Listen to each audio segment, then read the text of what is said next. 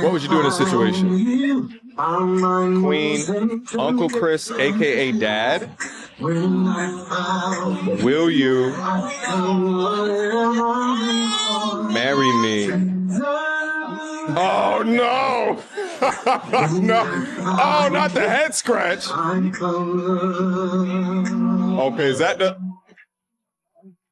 No, not you. Not you. That got the 3 kids involved, Mama. What I was gonna say. Yeah, the pressure is on you, not on him, not on him, on me. But I have loved this man for forever. We have a child together and we have a family together. I know he doesn't think much of this little silly thing that we've done today, but I wanted to find out. We've known each other for 10 years. Oh, God. I wanted to know if he'd spend the rest of his life with me. Oh, no. Oh, no.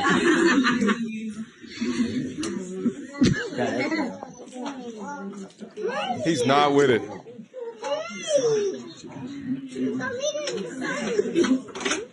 Say no, bro. As an African man, you have to do it the proper way. I'm going to kiss her, man. Who want to see that, man? Who want to see some kiss, Wow, they're pressuring him. Come on. My whole mouth is Wow, what would you do in this situation? Yo, that I guarantee you that was all of her family. Hold up, let's see. Yo, and she's doing this all at a birthday party. I don't know if it's his birthday party or her birthday party, but also notice that she's got on a shirt that says Queen, and then he had on a shirt that said King. She said, put on these shirts, baby, King and Queen, it'll be so cute. Meanwhile, in the back of her head, she's like, I'm about to pop the question on this sucker. No lie, if I was a guest, I would have just started putting on my shoes and started to get my leftovers ready. Call the cops, this looks like a hostage situation. Y'all try to take this brother away from his will as an African man. Yo, this is an L for Africans everywhere. This is not the way that you're supposed to do it. African men are traditional men. The man is supposed to get out on bended knee, not the lady. But the level of desperation for her future insurance plan through him is at an all-time high. Congratulations to the West. Feminism, y'all won. Because look at what you have created. Modern women taking the masculine role, thinking as if it's a good idea to propose to a man as he stands back and scratches his damn head. I actually think she should have on the king shirt and he should have on the queen shirt. Bro was held at gunpoint. She cold as hell for trying to use the kids in her shenanigans, talking about, put these shirts on, I'm trying to get you a new daddy. Bro, if you're not strong enough to just say no, just faint, right? Like, just act like, oh, I'm just overwhelmed with grief. We're gonna have to hold this proposal off to another day. So a man recently goes viral on this app for proposing to his girlfriend, now fiance, using a ring from Pandora.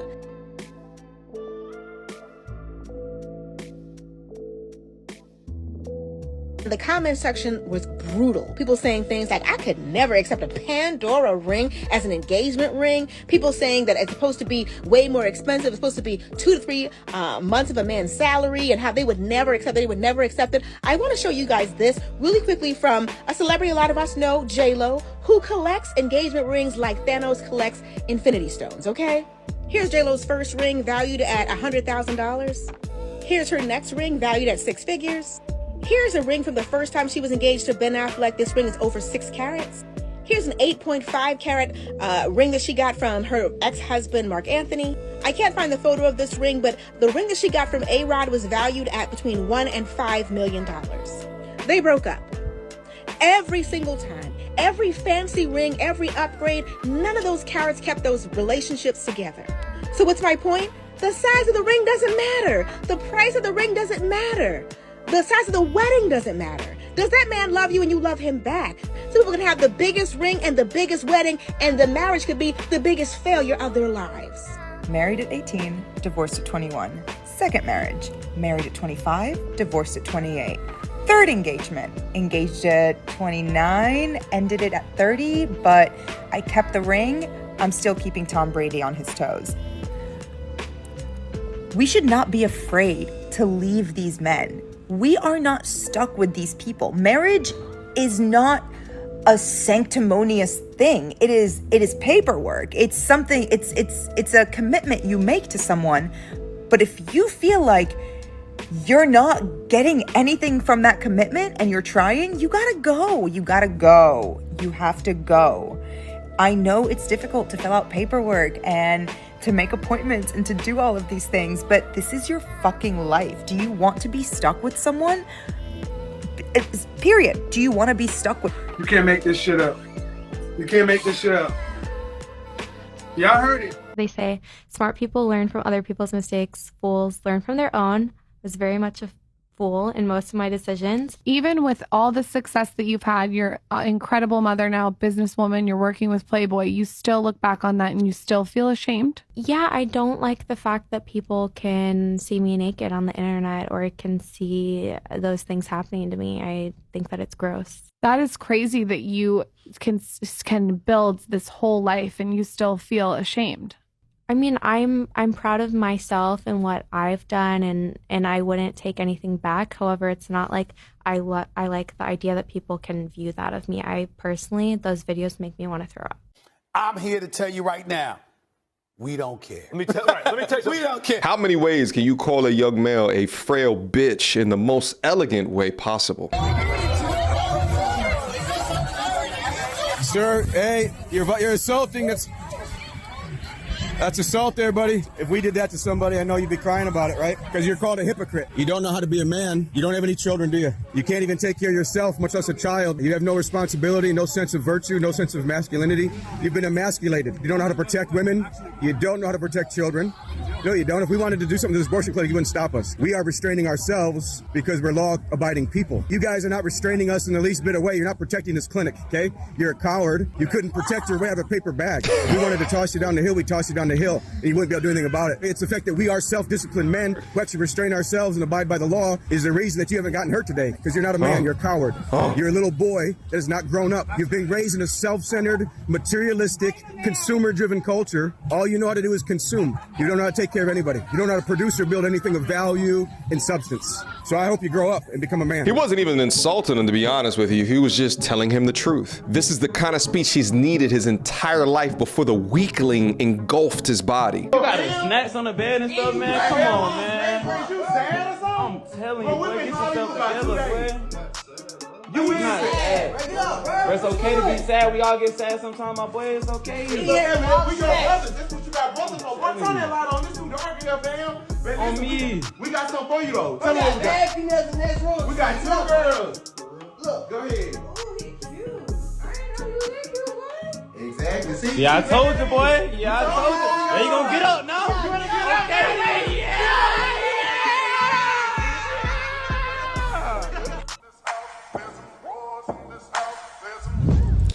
That paycheck you got reconsidering your career choices, is she a nurse stripper? What's going on? Yeah, you dealing with some wet.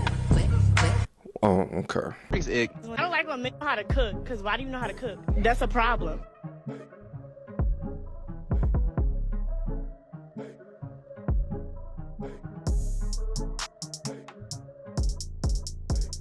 Your man won't give you his phone password. I don't care what anyone says. He's being sneaky. If your woman is posting pictures and videos of herself like this online, I don't care what anyone says. She's being sneaky. He'll give you dumb excuses. She'll give you dumb excuses. Like private conversations with my mom on there that I don't want you to see. Like I'm posting those pictures and videos of myself half naked online because I'm a strong, independent woman expressing myself. It's just the fact of them keeping it from you that makes you feel like there's something going on. It's just the fact that she doesn't respect your boundaries as a man and she wants to keep posting half naked pictures of herself for the attention from other men that you can tell that there's something going on. He'll tell you that there needs to be trust in the relationship. She'll tell you there needs to be trust in the relationship. If there's trust me with your phone password. If there's trust, then respect your man's boundaries and keep those half naked pictures and videos of yourself between you and him. I'm not saying go through his phone, but you should have permission. I'm not saying to force her to stop posting those types of half naked pictures and videos as she wants to of herself online. What I am saying is to stop being a simp, honor your boundaries, and break up with her if she cares more for the sexual attention of other random men online than she cares for yours.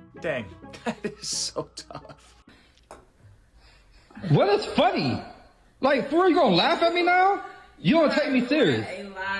You don't take me serious. Like, that's nasty. You are the only girl that I'm with. Listen to you. What? I sound like a man who loves somebody. I love you. Just a date. Just a date. You're not supposed to be. I'm gonna walk down the aisle with him. It's a date. How can you go on a date with somebody else if you're dating me? Easy. Do I just go? Like, I'm dating you, I'm dating him, I'm dating Bob. I mean, I'm dating. What? Well, it's just so crazy to me that he's getting mad regarding this. Like, you know who she is at this point, my G. Why get mad? Why get mad at where she is in life? Why? It doesn't make sense to me. Why get emotional regarding this? Why tape this conversation with her? It doesn't make any damn sense to me. Just know how far that you can throw her. Back to the streets. My mom told me about you, man. And I tried to tell her that you was not that type. But she said you look like that type. Why didn't you believe your mama? You're embarrassing me. You know that? What if a friend or a family member sees you out here with another guy? Yeah, be honest with you. Your mama gonna be one of the first people in your life to identify the bullshit. Why? Because your mama understands women. Like, behind closed doors. In public, oh, they're just praising each other for doing dumb shit, bad shit. But right, when she has a vested interest into her son choosing correctly, that's when shit gets real. That's when the truth comes out. Should've listened to your mama. No, you're embarrassing yourself. I'm like, get out of here. I have a job. I go to work. I have my own companies. Who cares? I take care of you. Why are you qualifying yourself? This is disgusting behavior. What do these other guys do for you? Nothing. Besides degrade you. Your nails are done because of me. Look, y'all. Look, y'all. Y'all see the this guy. nails? I got that done for her to go out with another guy. That's crazy. You're getting her nails done to have her back severed and rearranged by another guy or two other men. That's disgusting. Pick up your balls and be a man. Weaklings. No. What? That looks done to me. It don't to me. You broke them off. I just got them done last. Anyway, so the question that I was asking, and I think as a married woman, it's important to hear your perspective because you've already hit past that broom, and I don't think, the buck's. I don't think I'm ever going to get married. But how do you identify a unicorn? And I want to hear this from your perspective. Okay. When I say unicorn, this is a woman who, can check all the boxes, who's a baddie, is not sick. There's no sickness within her, the way that she thinks, right? Like crazy? Craziness. I can be a little crazy. I have that woman crazy side to me, but I don't have that, like that Jeffrey Dahmer type crazy. But I'm a little crazy. Oh. Like I'm like not like, crazy woman way. Like I have my intuition and the guys are like, you're crazy. Like, no, nigga, like you just caught. I ain't crazy. Caught? Yeah. What you mean? Just like caught doing whatever he was doing because my intuition got like spidey senses and I caught your ass. So now I'm crazy. So that's when I'm crazy. Okay. I identify a unicorn as someone who's also not crazy. I just want to keep it funky. Okay. It's not gonna be, a unicorn is a unicorn and it's gonna have its flaws. Damn. Like, anyway, number one. Can I start? Go ahead. Okay. Number one. I believe that she has to make you laugh. That's number one. I believe that she has to stand out in a crowd of people, but she also, you guys are basically, what do you call that when when you guys both walk in and you guys are both number one stunners? What is that called? Controlling the room? No, like you own the room. You and your partner own the room. You guys are like partners. So this is, she has to have that power aspect. She has to be confident in herself and she has to love herself as a Black woman and know she is a queen and a goddess. I knew all this stuff. I just, why I got married. This video is not about marriage. Okay, anyway. What was I? You were at point number 3. First, you said she has to make you laugh, and then you have to say you have to essentially be a power couple. Yes, you guys have to have goals in life for the both of you. Like, you guys both have to have the same agreement, but you guys may get to it in different directions. You feel what I'm saying? Like, she has to have her goals, you have to have your goals, but they all come and collide with each other. Okay. I'm gonna offer a different perspective. I want to get your thoughts on it. The 2 things that you just named are table stakes. Like that doesn't make a unicorn to me. That makes what is a good a unicorn for you? That makes a good time with someone who makes you laugh and has a presence in a room. Oh, also you guys have to have chemistry too. You guys have to have like that matters. You have to have chemistry. I think a unicorn, it's someone who can go against the mold. That's exactly what I mean, but not saying it. Oh, okay. Anyway, it's someone who can go against the mold in a way, who understands like the bullshit around them, and can think through responding to situations and not just reacting. Like if you had a young woman who, if you think about like the benefits of being in a relationship from a man's perspective and a woman's perspective, being in a relationship from a woman's perspective is that, you get to be a part of the city or the kingdom that he's building, right? If that city or that kingdom somehow, falls, a unicorn is someone who will help it build it back up. I'm a boss, period.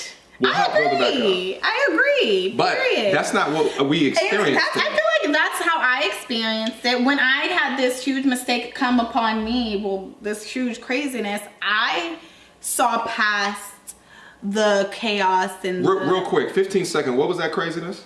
Oh, when I got married. Like when I eloped, there was a lot of stuff going on. It's in the last video that you posted. I may post this one first. That's why I'm not saying that. But what was the craziness, 15 seconds? It was just like I became a wife and a stepmother instantly. But my now husband and I saw through like the chaos and the craziness of it all. And you rode out. And I rode out. So we have plans and aspirations, and I saw past that, and I'm like, okay, what the fuck? Like we could get past this. Okay. So a unicorn in the sense that you'll be with him through the trials and the tribulations, the ups and the downs. I won't leave you at your lowest. Right. I think that's key. And also a unicorn too is someone, in my eyes, who has the ability to know how that she's adding value to your life, like really and truly, and just not assuming that her presence is valuable. Does that make sense? It does. I totally agree. You're speaking to her right now. What do you mean? A girl that's 21, yeah, she hot right now. She ain't gonna be hot when she's 41, more than likely. You do got some genetic outliers. All right, you do have some women that look good all the way up to their 50s. I actually was fucking a girl that was 49 about 5 years ago, looked like she was 25. I kid you not. Fine as fuck. You do have genetic outliers in there, but by and large, the average woman, when they get that old, are gonna be washed up. Guys, I'm a trainer in the city. I've told you guys that, and I train women all the time, and I'm telling you right now, most of the women that are over 40 and single, they stay single. I train women who are over 40 and single, and they catch hell trying to find a man. Why? Because they're unrealistic. They think that they're still 25, 30 years old. All right, they don't know that they're 40 and 50 years old now, and that all the men that they date only look at them as for a fling, nothing serious. Do y'all guys get that? And the guys that, cause they still be trying to chase the alpha male and shit like that, so they dating way out they fucking league, so they pretty much gonna die single, guys.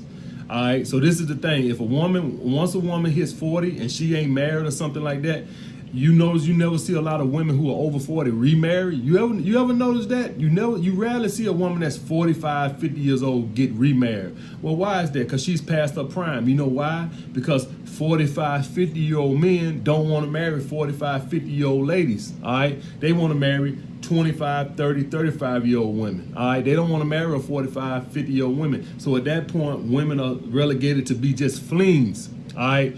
Cougars. That's what the term cougars. All right. I heard you make a couple noises over there, so I just want to get your initial thoughts. I'm not necessarily in disagreement with him. I think especially when I was in college, you know, I thought I was doing it. And then, of course, I ended up getting married. And then 8 years out of the game, you come back and you realize it is different. I mean, I'm not 40 by any means, but it's still the same concept. When you were younger, your outlook and the way that you moved, especially when it came to dating, was different. Like, I had no worries. I was like, and my worries, I mean, I was out here.